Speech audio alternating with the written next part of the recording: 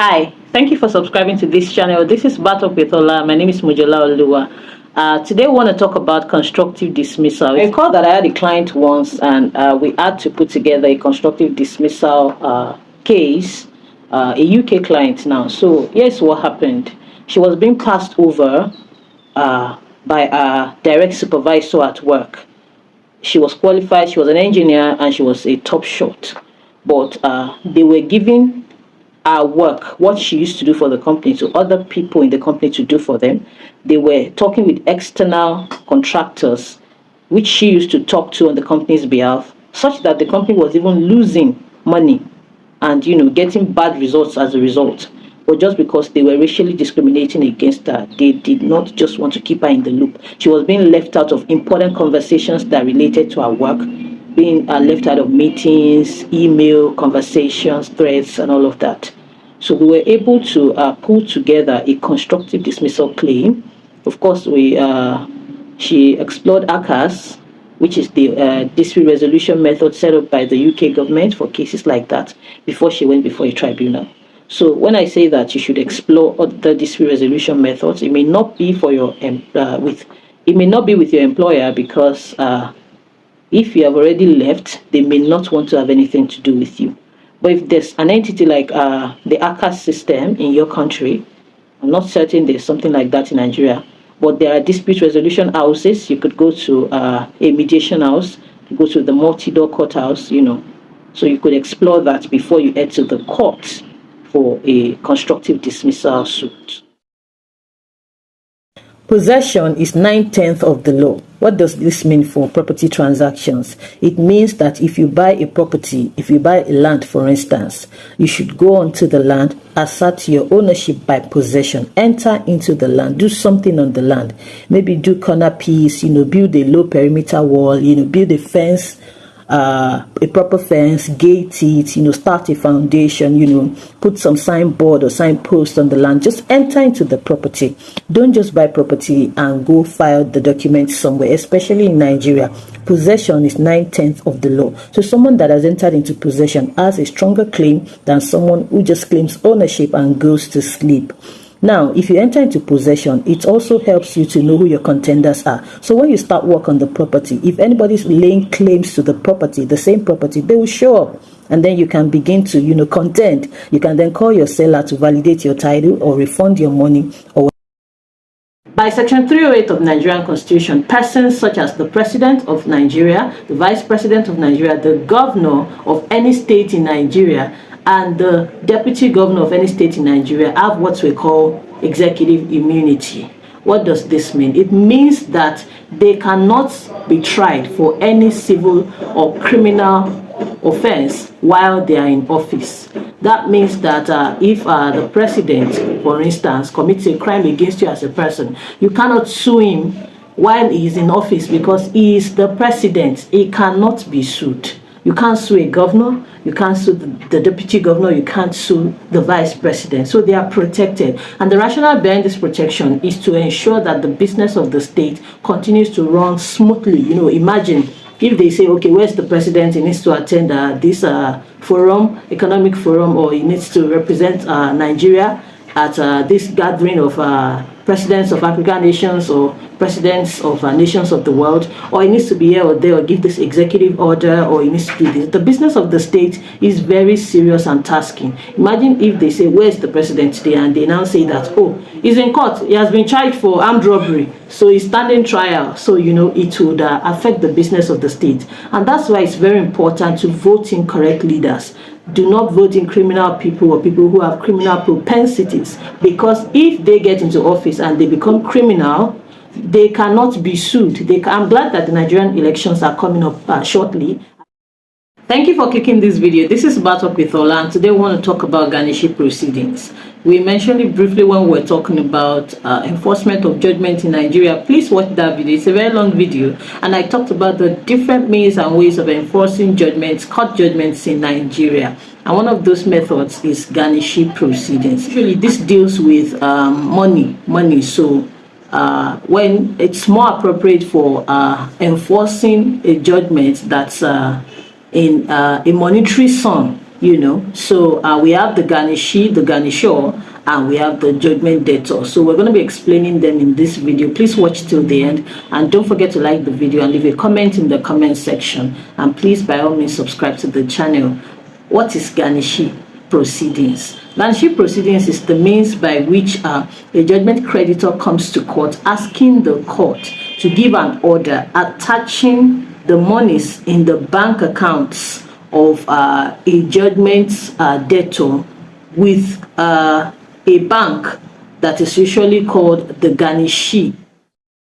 Thank you for clicking this video. This is Batok with Ola, and today we want to move a motion for an application for an order of renewal of writ of summons. So this is done, writ of summons generally, that's an originating process. Writ of summons has the lifespan of 6 months in Nigeria. So if you file it and within 6 months you're unable to serve the other party, the writ will expire and you have to start all over. Now what can you do? Before the writ expires, you can bring an application to renew its lifespan. Yes, you check the rules of court and the civil procedure rules of court, and you would understand what to do. So you renew the lifespan so that the time within which you're supposed to serve is elongated.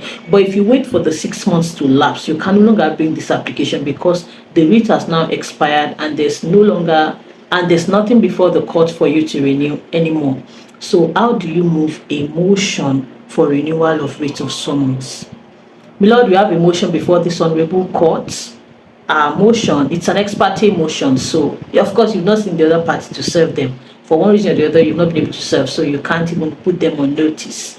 So please watch all the other videos on motion so that you understand what we mean when we say ex parte on notice and on some of these other things. The links to these videos are in the description box, and leave a comment if you're having trouble finding any of these videos, and I will respond as soon as I can. Thank you so much. My Lord, we have a motion before this court this morning. Our motion is dated 22nd of January 2023 and filed on the same date. My Lord, thank you for clicking this video. This is Batok with Ola. My name is Mujola Oluwa, and today I want to start a series on motions. That's a working title, but essentially I'm going to be making a string of videos on how to move different types of motions in court. My Lord, we have a motion before this honorable court this morning. Motion is dated the 15th day of February 2015 and filed on the same date. Our motion is brought pursuant to Section 272 of the Constitution of the Federal Republic of Nigeria and Order 15 Rule 16 of the High Court of Lagos State Civil Procedure Rules 2012 and under the inherent jurisdiction of this honorable court. Our motion is praying this court for an order striking out the writ of summons for lack of jurisdiction and for such further or other orders as the honorable court may deem fit to make in the circumstances. Our motion is supported by a 10-paragraph affidavit deposed to by one Kingston Charles and a written address. We urge the court to grant our prayers. We are most obliged, my Lord. Thank you for clicking this video. This is Batok with Ola. My name is Mujola Oluwa, and today I want to talk about customary tenancy in Nigeria. Customary tenancy bothers on or relates to land ownership and possession of land, generally. Although it's been ousted by the Land Use Act of 1978, the Land Use Act, it is something that we need to discuss because it is still operative in some quarters. And there are tenancies, customary tenancies that were in operation before the Land Use Act that are still in operation till today. So it's something that we should talk about and something that we should understand. Customary tenancy is basically the act of granting possession of one's land to a person who would then be called the customary tenant in exchange for tributes, So it's different from tenancy, ordinary tenancy, because ordinary tenancy deals with payment of rent. But in customary tenancy, the tenant just needs to pay tribute to the landlord, an agreed mode of payment. And Thank you for clicking this video. This is Battle with Ola. My name is Mujola Olua, and in this video, I want to talk about the International Criminal Court, that is the ICC. Now, the standard of proof, is proof beyond reasonable doubts before the ICC, just like in any criminal matter, beyond reasonable doubt. Another thing that I would like to say is that, sometimes in African countries, especially in Nigeria, people look to the ICC as if the ICC has the ability to do justice that has not been done locally. Well, they may have that ability, but people tend to forget that a country can withdraw from the ICC at any time. So as African countries, especially, our hope lies within us, not outside of us. So another relief is restitution of conjugal rights. Restitution of conjugal rights is usually brought after parties have asked the court for a decree of judicial separation, and they are now seeking to come back together to resume cohabitation and, of course, sexual intercourse. So in order to prevent a situation where the other party claims trespass, if one party moves back into their house, or they claim rape, if one party tries to have sexual intercourse with them, without their consent, there's a need to ask the court for a decree, an order for the restitution of conjugal rights. So the court will give this order, which will then compel the other party to thank you so much for clicking this video. This is Battle with Ola, and my name is Mujola Olua, and on today's episode I want to talk about double-decker marriage. Before I do that, I want to make a huge shout. If you do statutory marriage, you cannot marry another person lawfully in the eye of the law. But if you go ahead and you marry another person in the eye of the law, that will be bigamy, and bigamy is a criminal offense. You'll find it in the criminal code. I've also done a video on bigamy. Please watch that video as well. Please just go to the playlist section of my channel and click the link that says matrimonial curses and allied matters. So you'll find all the videos that I've done on marriage. So this is what we call double-decker marriage, where two people, the same set of two people, they say that, okay, we want to do the two types of marriage. So they do customary and then they do statutory marriage. So that is what we refer to as double-decker marriage. So if you're doing a double-decker marriage, when do you really become husband and wife? Thank you for clicking this video. This is Battle with Ola. My name is Mujola Olua, and today we want to talk about another aspect of criminal litigation. We want to talk about trial within trial. In Nigeria, I had wanted to talk about this before, but for some reason we couldn't get to it on time. But recently, a viewer asked that we talk about it, and that's why it's an episode under the Ask Me Anything Legal series. So today we're going to be talking about trial within trial, what it is, how it's done, why it is done, and the recent clamors against and for trial within trial, if any. So stay tuned and don't forget to subscribe to the channel. A trial within trial is a mini trial that's conducted within a criminal trial to determine the voluntariness of a confessional statement. I'll break it down.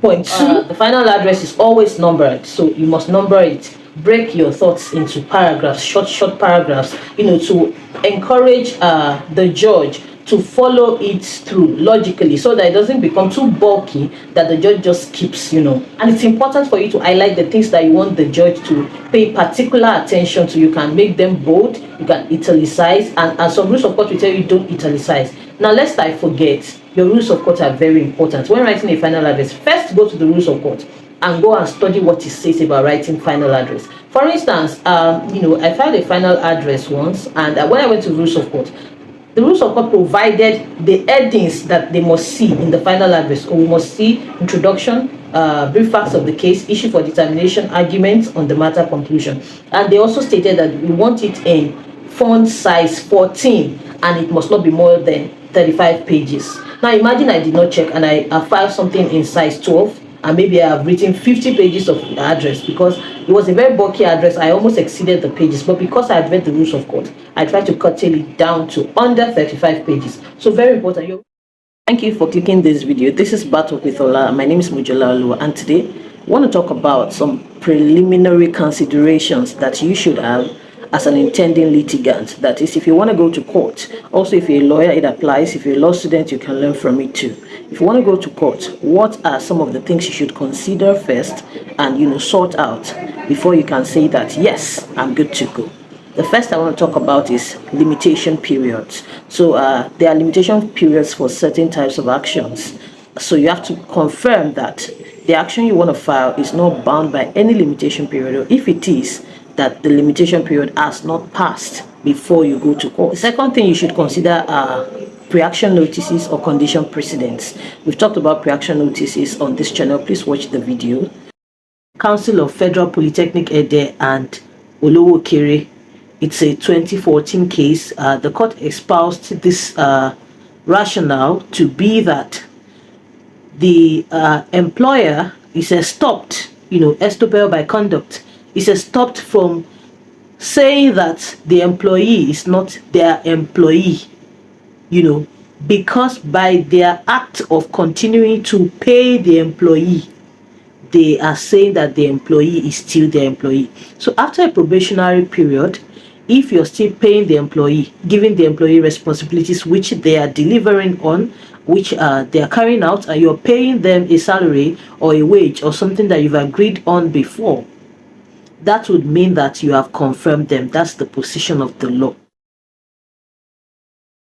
Thank you for clicking this video. This is Batok with Ola. My name is Mojola Olua, and today I want to talk about the offense of perjury. Perjury simply means lying on oath or lying under oath, and it might not necessarily be oath, which you will see as we go on, but generally and widely speaking, perjury is referred to as lying under oath. It's a global offense in the sense that in several jurisdictions across the world, it is a criminal offense. It is a crime because if it's an offense, then it's criminal, of course. So it's a crime. Perjury is a crime, and it means that you're misleading the court by falsely representing facts to the court, stating things as they are not, while knowing that they are false.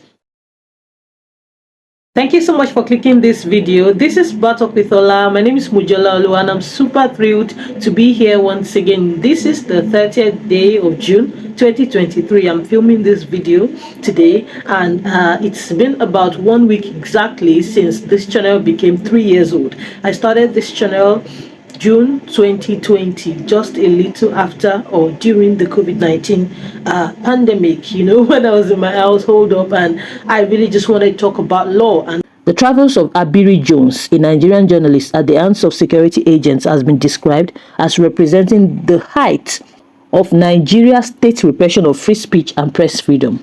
Abiri, a newspaper editor, was arrested in August 2016 on accusations of being part of a separatist group and carrying out terrorist activities.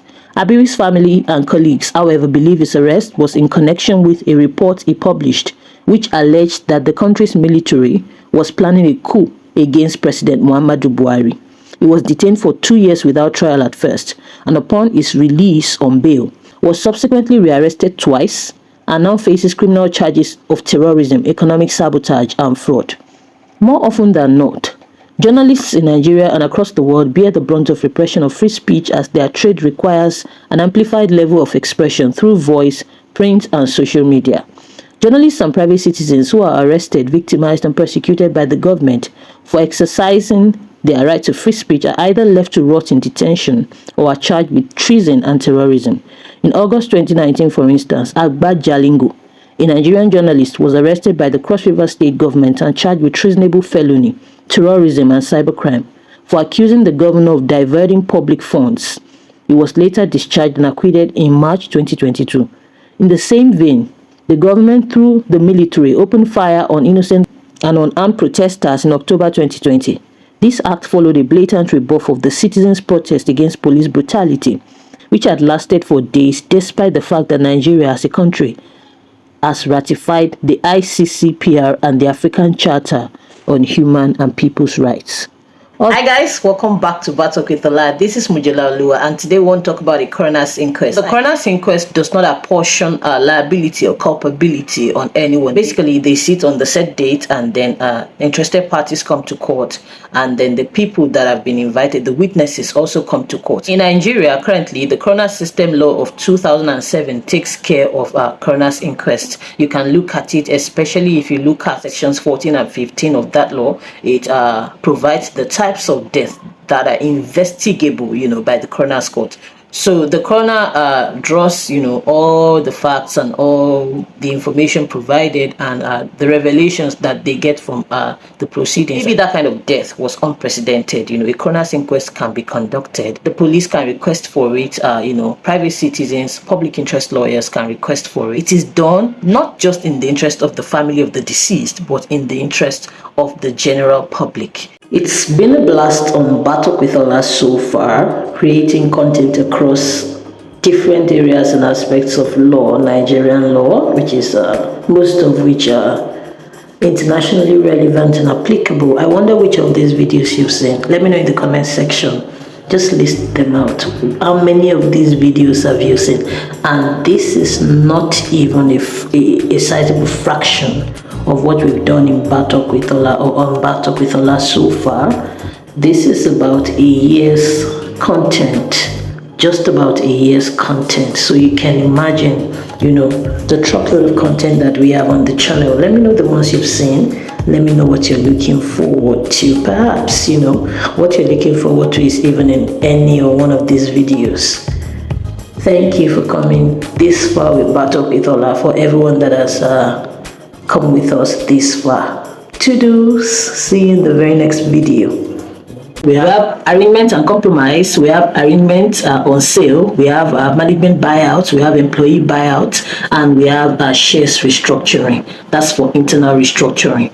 As the name may imply, arraignment or compromise is simply an arrangement made by the company with its members, to accept less than they are actually entitled to. So essentially, anyone the company is obligated to, that the company owes something, say shareholders, debenture holders, creditors, those to whom the company is indebted, the company makes an arrangement with them, which is then sanctioned by the Federal High Court to pay them or be indebted to them to at a lower value than they are actually. So for instance, this is restructuring is just a means of restructuring the share capital of a company, reorganizing the capital of a company by maybe consolidating shares, by issuing new classes of shares to attract investors, to boost the company's financial status. It could be by payment of dividends, it could be by conversion of shares, it could even be by share swap, shares exchange. You could offer that, okay, take this money and give up your shares. You could say that, okay, give up this class of your shares and then take up this new class of your shares. Don't mention brands. So let's say a juice company, for instance, that's already well known, like everyone mentions it. When you have visitors, you go buy their juice and all of that, but they are ailing and going under.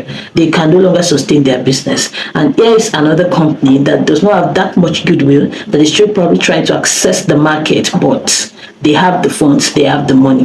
They could form a merger, or the one with the money could acquire the one without the money but with the goodwill. So when they form a merger, they're the one that's going to decide how their corporate outlook will be, such that they will now enjoy free goodwill in exchange for money. So if it's a merger, that means that this company is not totally going into extinction. It's just forming an alliance, to progress. So they could take on a new name, or they could bear the name of any of the entities that are merging together. Of course, the stronger party will always prevail if that's the route they decide to take. But did you know that geographical indications are a type of intellectual property that enjoy protection under the law? In this video, we want to talk about geographical indications. Everything you need to know about geographical indications. Sit down or pay attention and watch till the end. And don't forget to like the video as soon as you've seen it and you love what you have seen. And please share the video. Leave me comments in the comment section. This is Battle with Ola, and my name is Mujola Olua. That's where the Ola is from. Geographical indications are signs denoting where goods are from. So essentially, in intellectual property, geographical indications are signs that will tell you that a good that you have purchased or that you're selling or that you have put up, in public for purchase or for use comes from a particular location, a particular country or region or village or, continent, and as a result, some peculiar qualities are expected of such goods.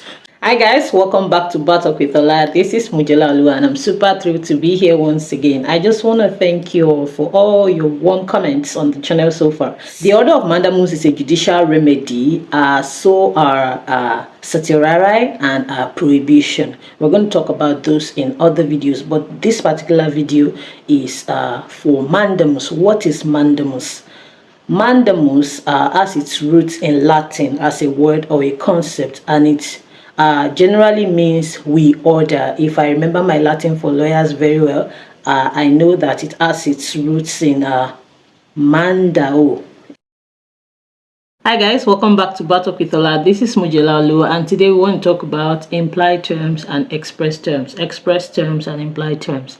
Don't forget to subscribe to the channel, join the channel, leave comments in the comment section, like the videos when you've seen them. Let's talk about express terms and implied terms. This is particularly important for contracts and for contracting generally. We've done videos on contracts and contractual relationships and obligations on this channel. Please go watch them. Check the description box also for all the goodies that we have before you log out after seeing this video. An express term, as the name may imply, is a term that is clearly stated in a contract. It is clear, it is unambiguous, and it is agreed upon by both or all parties to the contract. So we call it an express term. Hi guys, thank you so much for stopping by once again. This is Battle with Ola and my name is Mujela Oluwa. I am super thrilled to be here once again. Today we want to talk about the doctrine of necessity. I'm so happy we are over 7,000 subscribers strong now, and I want to thank everyone that has followed us from day one up till now. Thank you for the likes, the comments, the shares. Thank you so much. We thank our friends on other social media channels or social media, yes, we can say media, who have been supporting us, giving us shout outs, giving us votes of confidence. We are very, very grateful. Thank you so much. Battle with Ola, thanks you. In this video, we want to talk about the doctrine of necessity. As the name implies, it is a doctrine of necessity. We all say that necessity is the mother of invention. Yeah, that means that when a situation necessitates a different or a new action or decision, such an action or decision comes into place and births a new precedence. So something new comes out of it, which was otherwise not in existence just because of the necessity of that particular moment. That is how to understand the doctrine of necessity. It is an unconstitutional decision, so to say or speak, or a decision that is not backed by law or constitution, but just backed by the dictates of necessity, the exigencies of the moment, So we call it the doctrine of necessity. It is something that is done or exercised by administrative powers, authorities, even by judicial authorities in some cases. It's applicable domestically and internationally. Essentially, the doctrine of necessity is the basis upon which extra constitutional decisions are made in order to restore law and order, or to maintain order, or to attain power. I was in a meeting, recently, and the chairman of that meeting had to authorize the extension of the tenure of some members of that meeting holding a particular position, and he said that he was doing this by the doctrine of necessity, so as not to eat up the polity and to maintain stability in that establishment. Essentially, their tenures had expired and new officers were supposed to come in, but there's a lacuna between the new officers have not been elected or appointed, as it were, and now this one's tenure, their tenure is over. So if we say leave office immediately because your tenure is up or over, and we do not have new officers on ground to fill the office with, there's a lacuna created. So how do we fill this lacuna? That is what the doctrine of necessity seeks to fill. So on the basis of that lacuna, we say that let us do what is best in this situation, even if it's not prescribed by law, even if it is not something that's been done before, but if it will, preserve law and order, if it will help things to continue to run smoothly, then let us exercise our authority to decide in this and that way, and then we say that we are exercising the doctrine of necessity. Hi guys, thank you so much for tuning into Battle with Ola once again. This is Mujala Olua, and I'm super thrilled to be here once again. Today I want to talk about a very important topic, as all our topics are. It's in the realm of criminal law and international criminal law, and it's very important we talk about this because I've handled a few cases that involved this, and I really want to share, some important information so that it will be easy for people to identify when they have been targeted for this kind of crime, and they will know the way out. Today we want to talk about advanced fee fraud. Advanced fee fraud.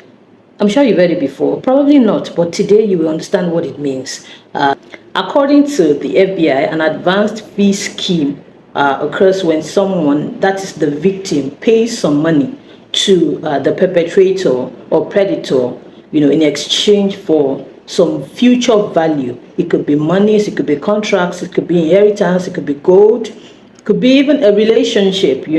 Essentially, the predator approaches the victim and makes them believe, that they are a person of means, or that they are involved in some business with high returns or an investment with high yield, or they have suddenly come into an inheritance, or that they are going through a process, maybe facilitating a government contract or the release of someone from prison, as the case may be, different scenarios. And then they ask for money. Usually they start with a little sum, promising that with your assistance, when this comes out, when the returns come, when the investment yields, you will get so and so amount. Or they could make it look as if they are in some immediate financial difficulty, and that what they have is currently being held up maybe by the government, maybe there's a lien on it, and then if you give me this amount of money, I will be able to process the release of those funds or those goods, or facilitate that contract, and then you get maybe a percentage of the proceeds when I'm done. Hi guys, thank you so much for stopping by Battle with Ola once again. Today we want to talk about the writ of habeas corpus. Essentially, this writ is used to challenge the validity of an order, an administrative order of detention, and not to vacate a lawful order of detention. If someone has been sentenced, for instance, and imprisoned lawfully by a court order, you cannot bring habeas corpus to release them. So that's essentially what habeas corpus is. Remember, I said that we're going to talk about different prerogative orders. We talked about mandamus. We're also going to talk about certiorari and several others. So the writ of habeas corpus is just one of those remedies, very, very important common law remedies. You can look up the case of Ishugba Yeleko and the officer administering the government of Nigeria, to understand this writ better. In that case, the king of Lagos at that time, Oba Eleko Ishugbayi, he was at war with the British government. There were so many things going on. If you read it, it's an interesting case. So he continually, demanded his release when he was held in detention through this writ of habeas corpus. So he continually applied for the writ of habeas corpus, and when one court would deny him, he would apply again. Another court would deny him, he would apply again. So the way agents are, dubious people. I'm sorry if you're an agent watching this, you know how your colleagues are. I just hope that you people make it wrong, because the way you used to behave in Nigeria, in particular, house agents, caretakers, property managers, you people behave as if there's no tomorrow. And there's tomorrow and there's God.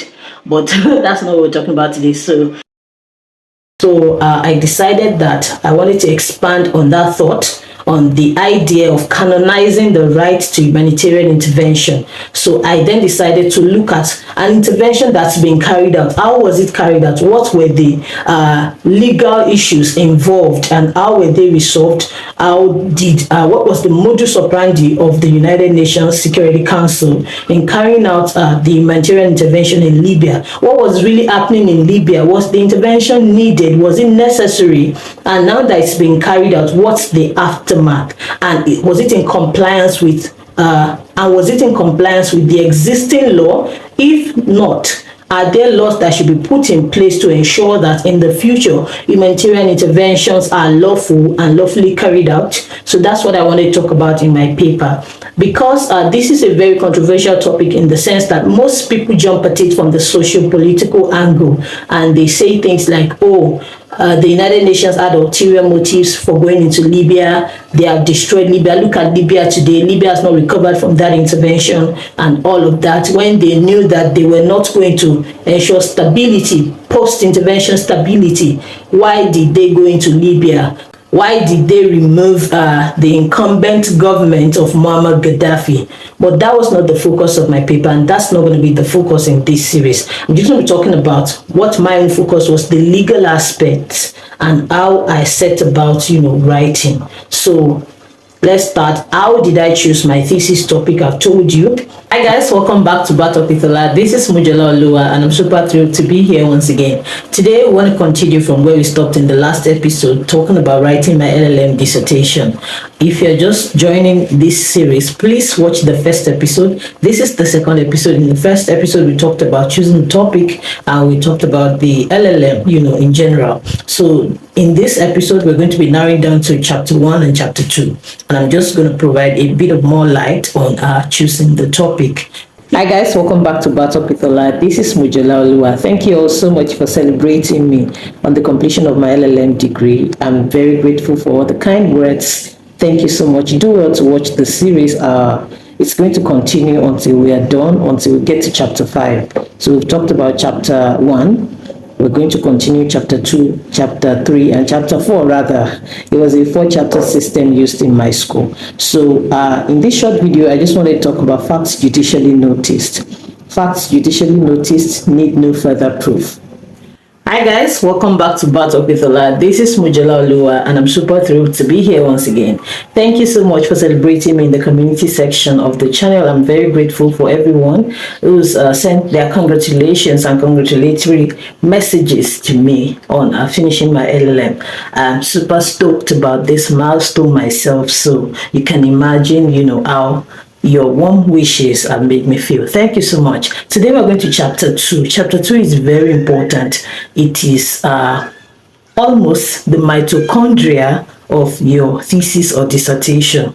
And this is because, I once taught a course on academic writing to a Kenyan who had reached out to me through this channel as well. So when teaching, I remember I told her that academic writing is basically you choosing a topic, deciding that, oh, there's a gap in knowledge and I want to add to that gap.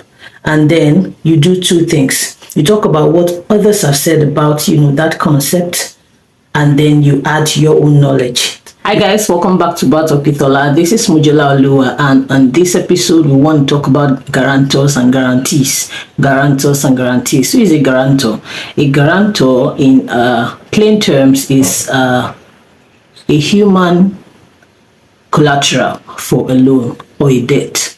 Hi guys, welcome back to Battle with Ola. This is Mujala Olua, and today is going to be a very interesting day because we're going to be talking about the fruit of a poisonous tree doctrine, improperly obtained evidence or illegally obtained evidence, and Musa Sadao and the state. Largely, you would see that what the court is saying without saying much is that we will admit all forms or all types or all kinds of evidence that is furnished to the court, in a matter, so long as you can tie it sufficiently to the case and the delivery of justice in that particular case. So that's the rule in Nigeria. That's the general rule.